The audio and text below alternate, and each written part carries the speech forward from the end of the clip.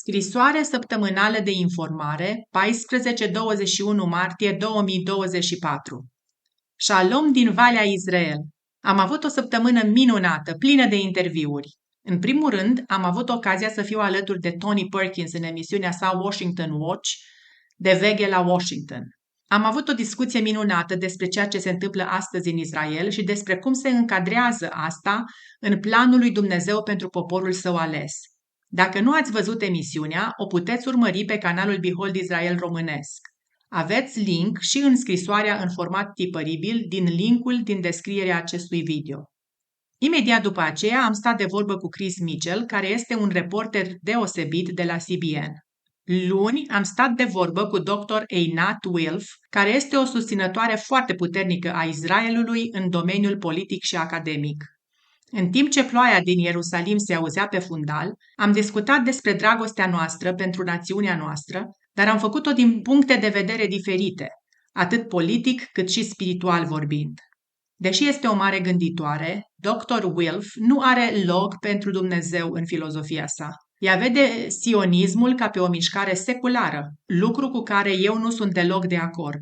Eliminarea lui Dumnezeu din povestea întoarcerii evreilor în patria lor strămoșească este ca și cum un copil s-ar duce la dulap, ar scoate un pachet de biscuiți, apoi s-ar simți mândru că a reușit să se hrănească singur. Este o perspectivă extrem de limitată, fără o viziune de ansamblu. Cu toate acestea, așa cum un tată va continua să asigure hrana acelui copil, indiferent dacă micuțul îi recunoaște sau nu partea sa, Dumnezeu va merge înainte cu planurile sale de a-și duce poporul acasă, fără ajutorul nostru și fără ca noi să recunoaștem partea sa.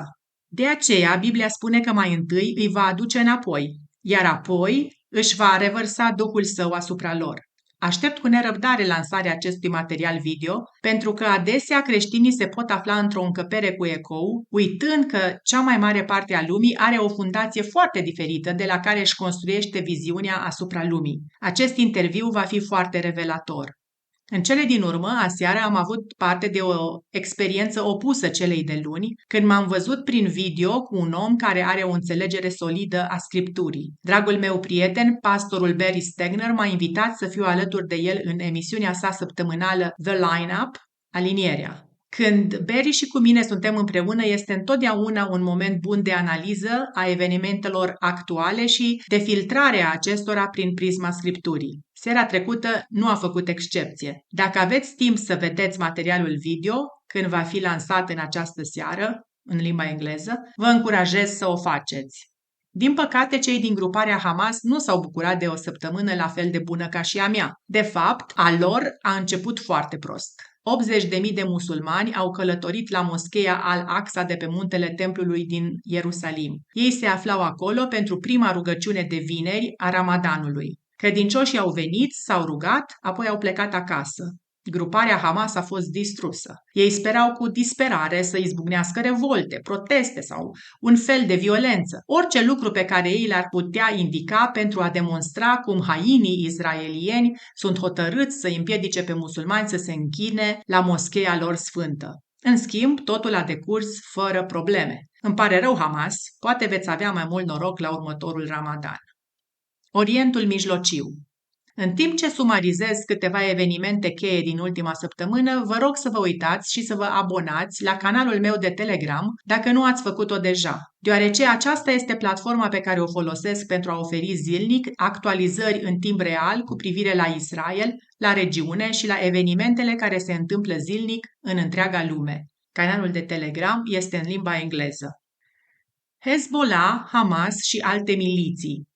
O critică majoră adusă IDF-ului a fost numărul de victime civile din Gaza și din nordul Libanului și al Siriei. Ceea ce acești critici nu realizează, sau mai probabil nu admit, este filozofia imorală a scutului uman a Hamasului și a organizației Hezbollah. Singurul motiv pentru care IDF-ul se află în cartiere civile, în spitale și în zone umanitare este acela că acolo și-au plasat teroriștii soldații, depozitele de arme și armament, fabricile de rachete și de bombe și cartierele generale militare. Atunci când IDF-ul intervine, face tot ce poate pentru a proteja viețile nevinovate. Acest fapt este opusul teroriștilor, care speră la un număr mare de victime civile. Pentru ei, creșterea adusă în domeniul relațiilor cu publicul de o fotografie cu un copil mort compensează din plin pierderea vieții copilului. La sfârșitul lunii ianuarie, Newsweek a publicat un articol de opinie intitulat Israelul a implementat mai multe măsuri pentru a preveni victimele civile decât orice altă națiune din istorie. Titlul spune totul.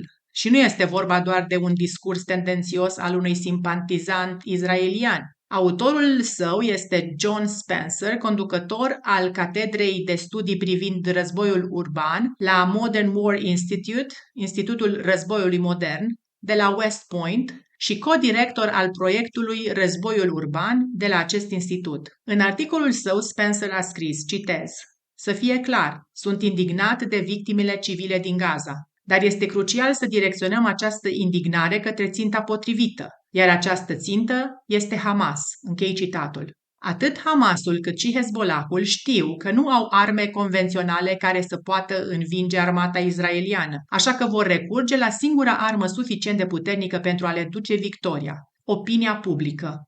5 lideri de rang înalt al milițiilor pro-iraniene au fost eliminați într-un raid aerian țintit de către IDF în estul Siriei. Unul dintre ei era un comandant de rang înalt al grupării Hezbollah. Săptămâna trecută au avut loc de asemenea 2 atacuri asupra unor depozite de arme ale grupării Hezbollah în aceeași zonă, la nord de Damasc, la doar 2 zile distanță. Între timp, în Liban, IDF-ul continuă atacurile aeriene asupra unor locații ale grupării Hezbollah. Hamas. După ce forțele de apărare israeliene, IDF, au eliberat orașul Gaza de Hamas, acestea și-au îndreptat eforturile spre sud. În timp ce bătălia făcea ravagii în Khan Yunis, teroriștii au detectat o oportunitate. În liniște, au început să se strecoare înapoi în orașul Gaza, restabilind o bază secretă în spitalul Shifa. Ceea ce nu și-au dat seama a fost că erau supravegheați. Odată ce Hamas s-a instalat, IDF-ul le-a întins capcana. Forțele militare și Agenția de Securitate Shin Bet au înconjurat spitalul și au pătruns înăuntru. Ceea ce au găsit acolo a fost o mulțime de teroriști și o cantitate masivă de arme și armament. Până în prezent, cel puțin 90 de membri ai grupării Hamas au fost uciși și 350 de suspecți au fost arestați. Faak Mahouh, șeful Departamentului de Operațiuni de Securitate Internă al organizației teroriste, se numără printre cei morți. Acest atac surpriză a fost o dezamăgire majoră pentru gruparea Hamas. În Cisjordania se continuă lupta susținută împotriva grupării Hamas. Ieri, în Jenin, o mașină în care se aflau 3 teroriști a fost distrusă într-un atac aerian de mare precizie. În Tulkarm, peste 50 de jeepuri militare, 3 buldozere și 3 buldozere blindate Caterpillar D9 au intrat în oraș pentru o operațiune. Au existat de asemenea rapoarte privind un atac aerian asupra militanților din oraș. Este esențial ca IDF-ul să înăbușe valul terorist care se construiește în Cisjordania. Un număr tot mai mare de locuitori din Gaza întorc spatele grupării Hamas din cauza tendinței teroriștilor de a fura ajutoarele. În urmă cu o săptămână, palestinieni înarmați au început să tragă în civili care așteptau o livrare de ajutoare umanitare. Bărbații înarmați au continuat să tragă în bărbați, femei și copii nevinovați și după ce camioanele cu ajutoare au ajuns la sensul giratoriu Kuwaiti din orașul Gaza. 10 de persoane au fost ucise și cel puțin 150 au fost rănite. Unii dintre morți au fost călcați de camioanele cu ajutoare. Mai recent a fost descoperită o cantitate uriașă de făină pentru ajutoare umanitare într-un depozit care fusese bombardat recent de către IDF. Nu este de mirare că s-au auzit strigăte de Dumnezeu să te protejeze, Netanyahu, și Dumnezeu să protejeze poporul evreu, printre cei care au descoperit făina. Israel. În timp ce gruparea Hamas a avut parte de dezamăgiri majore acasă, ei sunt încurajați de ceea ce văd în străinătate. Guvernul canadian a anunțat marți că va stopa în viitor exporturile de arme către Israel. Cu toate că este dezamăgitor, nu este surprinzător. Cu premierul Justin Trudeau la conducere, nu era o chestiune de dacă, ci de când. Sentimentele unei mari părți a Europei de Vest se îndreaptă puternic în aceeași direcție ca și Canada. Cea mai îngrijorătoare este îndepărtarea intenționată a Statelor Unite de Israel, condusă de stânga liberală, preocupată de chestiuni de dreptate socială și rasială. Săptămâna trecută, într-un discurs extrem de critic la adresa modului în care Israelul a gestionat războiul, liderul majorității din Senatul SUA, Chuck Schumer, l-a avertizat pe premierul Benjamin Netanyahu că ar face bine să se redreseze. În caz contrar, citez, Statele Unite nu vor avea de ales decât să joace un rol mai activ în modelarea politicii israeliene, folosindu-ne de pârghiile noastre pentru a schimba cursul actual. Închei citatul.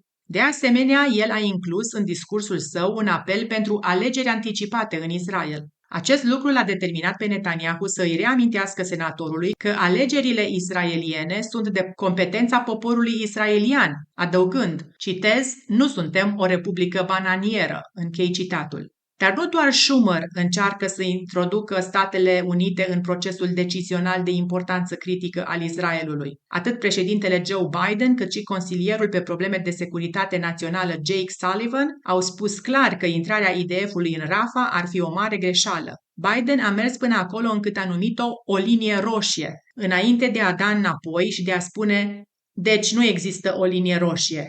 Iar apoi a adăugat, dar există linii roșii. Mersi de clarificare. Netanyahu a răspuns, asigurând administrația americană și poporul israelian că Israelul va intra în Rafah. El a adăugat, citez, știți, eu am o linie roșie și știți care este linia roșie? Ca 7 octombrie să nu se mai întâmple vreodată. Niciodată să nu se mai întâmple. Închei citatul. Yemen. Luni dimineața de vreme, o explozie a fost auzită într-o zonă deschisă în apropiere de Eilat, în sudul Israelului. Cauza acestei explozii a fost o rachetă de croazieră lansată de rebelii hutiți din Yemen. Forțele aeriene israeliene au urmărit racheta pe tot drumul și, odată ce s-a stabilit că aceasta se îndrepta spre un spațiu deschis, au ales să nu irosească o rachetă pentru a o doborî. Totuși, acest fapt a marcat prima dată când un proiectil lansat de hutiți a ajuns pe teritoriul israelian. Comandamentul Central al SUA, CENTCOM, a emis luni un comunicat de presă în care a relatat despre o angajare în luptă împotriva hutiților reușită, în care au fost distruse 7 rachete antinavă, 3 UAV-uri și 3 containere de depozitare a armelor. Aceste arme reprezentau o amenințare imediată atât pentru navele comerciale cât și pentru cele militare. Rusia. Vladimir Putin a fost reales luni în funcția de președinte al Rusiei cu 87% din voturi. Acest lucru nu a fost o surpriză pentru absolut nimeni. Cel mai apropiat adversar al său, Nicolae Kharitonov, care a obținut 4%, a fost văzut ultima dată mergând prin sediul Dumei mormăind, citez, de ce am insistat pentru apartamentul cu balcon de la etajul 10? Închei citatul. Nu totul este roz pentru președintele Putin. Sâmbătă au fost atacate cu drone 2 rafinării de petrol, una în regiunea Krasnodar și una în regiunea Samara. Aceste lovituri asupra rafinăriilor se întâmplă din ce în ce mai des, iar armata rusă nu a găsit încă o soluție pentru a le opri. A doua zi, drone explozive au lovit aeroportul internațional Domodedovo din Moscova, forțându-l să își suspende activitățile pentru o perioadă de timp. Organizația și lucrarea noastră. Vrem să știți că monitorizăm în continuare evenimentele din regiune, deoarece ne dorim din tot sufletul să reluăm cât mai curând posibil turneele noastre de experiență biblică. Vă rugăm să continuați să vă rugați ca Dumnezeu să ne dea o înțelegere clară cu privire la momentul potrivit pentru acest lucru. Suntem atât de pasionați să expunem oamenii la ținutul Bibliei pentru ca ei să poată mărturisi despre credincioșia Dumnezeului nostru. După succesul uimitor al conferinței din timpul croazierei din Alaska din 2023, ne pregătim să ducem din nou lucrarea noastră de învățătură pe apă. Cu aceste ocazii vom ține conferința noastră Descoperind Cartea Daniel și Înțelegând Apocalipsa în 2 locații foarte diferite. Prima va fi o croazieră prin Marea Mediterană, care va avea loc în perioada 19-29 octombrie 2024. A doua ocazie în care vom prezenta aceste învățături va fi pe apele din Caraibe în perioada 18-25 ianuarie 2025. Înscrierea pentru ambele croaziere este deschisă în acest moment. Asigurați-vă că vă înscrieți cât mai repede, deoarece anticipăm că locurile la aceste evenimente se vor ocupa rapid. Cei din Arizona și din zonele învecinate sunteți invitați să vă alăturați pastorului Mike Gowley, pastorului Barry Stegner, pastorului David Guzik și lui Gary K. pentru conferința profetică 24. În cadrul acestei întâlniri de o zi, de sâmbătă 13 aprilie, pastorul Mike și ceilalți vor deschide scripturile pentru a aborda zilele pe care le trăim și nădejdea care ne stă înainte. Pentru mai multe informații și pentru a vă înscrie, urmați linkul din scrisoarea tipăribilă din descrierea acestui video. În doar 2-3 minute fiecare, să facem Gaza măreață din nou, să fie liberă Palestina oare de la râu până la mare și cine sunt palestinienii, confruntă retorica celor din partea palestinienilor cu adevărul istoric și politic. Vă rog să vă asigurați că utilizați aceste resurse câte vreme mai sunt pe internet, distribuindu-le celor din jurul dumneavoastră. Încă de la începutul creației, Dumnezeu a dorit să locuiască în mijlocul poporului său. Chiar și după ce păcatul a intrat în lume, Dumnezeu a oferit cu bunăvoință mijloacele pentru ca acest lucru să aibă loc. În mesajul meu, următorul templu, care va avea premiera vineri 22 martie la ora 21, explic cum s-a schimbat natura prezenței lui Dumnezeu alături de poporul său de-a lungul timpului și cum va continua să se schimbe în viitor. Sâmbătă seara începe sărbătoarea Purim, o sărbătoare specială care comemorează credincioșia lui Dumnezeu în protejarea poporului său. Pe vremea reginei Estera, un slujitor al regelui pe nume Haman a hotărât să provoace distrugerea poporului evreu. Dar prin credincioșia tinerei regine, Dumnezeu a răsturnat lucrurile, aducând salvarea evreilor și distrugerea lui Haman. La sfârșitul cărții biblice care poartă numele curajoasei Estera, a fost decretată o sărbătoare anuală pentru a aduce slavă Dumnezeului care veghează asupra poporului său. Dacă doriți să citiți mai multe despre Purim, citiți articolul meu, tradus în limba română, Purim, comemorarea poveștii Esterei. Suntem extrem de binecuvântați de rugăciunile și sprijinul dumneavoastră acordat organizației noastre. Dumnezeu este bun și, în ciuda presiunii tot mai mari împotriva Israelului, știm că El rămâne întotdeauna credincios poporului său și promisiunilor sale. Prin urmare, nu există niciun motiv să ne îndoim sau să ne temem. Același Dumnezeu care a protejat poporul evreu în zilele Esterei veghează asupra lui și astăzi. În așteptarea întoarcerii sale, Amir Tsarfati.